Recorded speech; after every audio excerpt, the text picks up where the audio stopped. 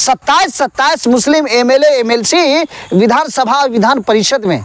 ताज्जुब की बात है यार, इतने एमएलए एमएलसी होने के बाद आप एक मुद्दा उर्दू बांग्ला टीईटी का रिजल्ट जो बरसों से पेंडिंग में पड़ा हुआ है, मुख्यमंत्री नीतीश कुमार जी और उनके मंत्रालय विभाग, शिक्षा विभाग और बिहार बोर्ड ने दर्जनों बार आश्वासन दिया है। जो खबरें बड़े बड़े अखबारों, हिंदुस्तान दैनिक जागरण, प्रभात, सहारा और सारी टीवी चैनलों पे चली।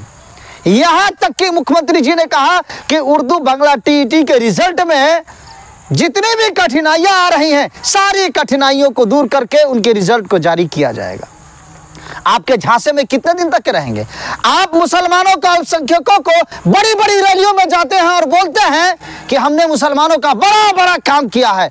बिहार का सबसे बड़ा मुद्दा उर्दू बांग्ला टीईटी का रिजल्ट है। जब पेट में खाना ही नहीं रहेगा, सड़क पे कौन चलेगा? जब मानवता, इंसानियत ही नहीं रहेगी, सड़क पे कौन चलेगा? जब शिक्षा ही नहीं रहेगा, तालीम ही नहीं रहेगी, ज्ञान ही नहीं रहेगा, एजुकेशन ही नहीं रहेगा, अक्ल ही नहीं रहेगी, समझ ही नहीं रहेगी, इंसान क्या कर पाएगा? आप तालीम का और शिक्षकों के बढ़ावे के लिए अनेक तरह की बातें आप करते हैं। क्या 3, 4, 5 लाख बहालियां बीपीएससी से कर रहे हैं, लेकिन आप एक उर्दू बांग्ला टीईटी का रिजल्ट 12,000 उम्मीदवारों के मसले को लेकर के आपके पास में कोई इंसानियत नहीं है। मुख्यमंत्री नीतीश कुमार जी, तारीख याद रखेगी, इतिहास याद रखेगा। रिजल्ट दे करके आपने उसको फेल किया है, ये खाना दे करके छीनने के बराबर है। इज्जत, जिल्लत, मानवता, इंसानियत दुनिया में जीने के लिए ये काफी है। क्या आप आने वाले वक्त में यही बोलेंगे? एसटीईटी का रिजल्ट 50 और 45% पे, उर्दू बांग्ला टीईटी का रिजल्ट 60% पे। यही इंसानियत है।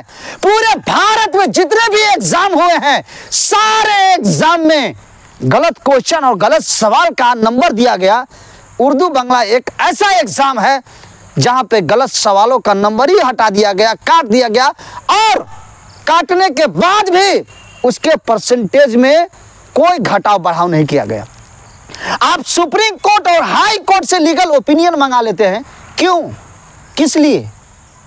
शोषण करने के लिए, तकलीफ देने के लिए, छुरी मारने के लिए, गर्दन पे तलवार चलाने के लिए?